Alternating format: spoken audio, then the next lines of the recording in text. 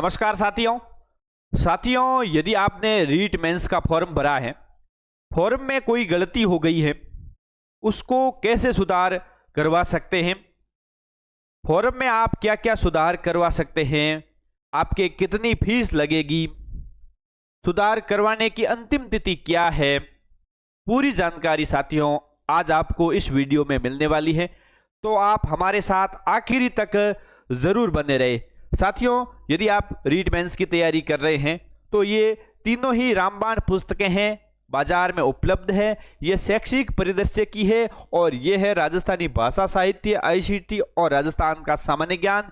ये दोनों ही पुस्तकें वस्तुनिष्ठ प्रश्न बैंक है साथियों। दोनों ही पुस्तकें बहुत ही शानदार साथियों। हार्ड जो आपका जो पार्ट है, चाहे शैक्षिक परिदृश्य हो या राजस्थानी भाषा हो, आईसीटी हो, उसके लिए ये रामबाण पुस्तकें हैं। ये लेवल 1 और लेवल 2 दोनों के लिए उपयोगी है। और ये पुस्तक शैक्षणिक रीति विज्ञान की है जो लेवल 1 के लिए उपयोगी है। इसमें थ्योरी भी है और वस्तुनिष्ठ प्रश्न बैंक है साथियों। ये पुस्तकें आप मात्र 10 दिन में पढ़ सकते हैं और ये पुस्तकें ज्ञान सरोवर द्वारा प्रकाशित है जो बाजार में उपलब्ध है, आप ले सकते हैं। अब साथियों मैं बात करता हूं कि फॉर्म में आप किस प्रकार से संशोधन करवा सकते हैं, करेक्शन करवा सकते हैं। तो भाई सबसे पहले तो आपको एसएसओ आईडी लॉगिन करनी होगी। आप फोन से भी फॉर्म में करेक्शन कर सकते हैं। तो सबसे पहले तो आपको एसएसओ आईडी लॉगिन करनी होगी और वहां पर एक ऑप्शन आएगा रिक्रूटमेंट पोर्टल और उसमें आएगा एडिट एप्लीकेशन फॉर्म।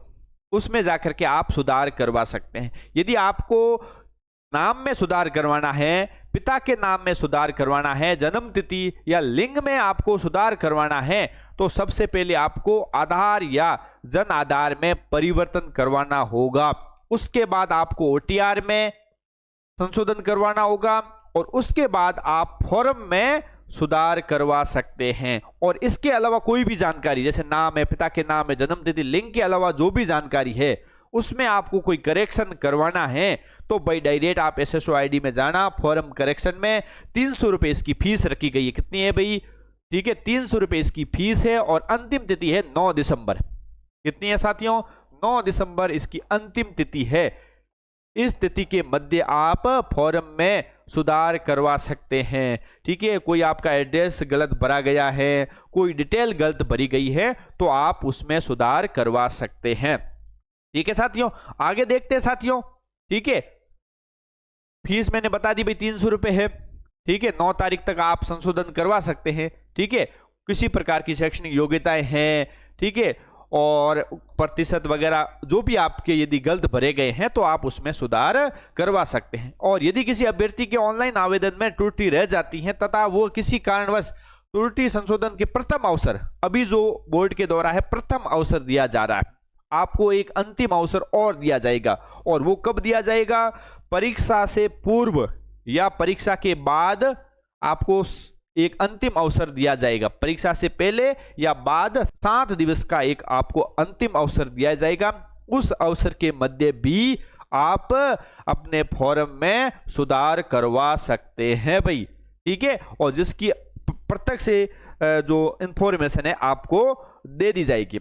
आगे मैं बात करता हूं, विधवा श्रेणी के अभ्यर्थी हैं, ऑनलाइन आवेदन पत्र भरने एवं त्रुटि सुधार संशोधन अवधि के पश्चात कोई अभ्यर्थी आकस्मिक रूप से विधवा हो जाती है, कोई महिला है, तो भी वो बाद में क्या है, परीक्षा के परिणाम से पूर्व है, अपनी कैटेगरी है उसमें परिवर्तन कर सकती हैं। और उसकी भी फीस कितनी है भाई? 300 रुपए उसकी फीस है।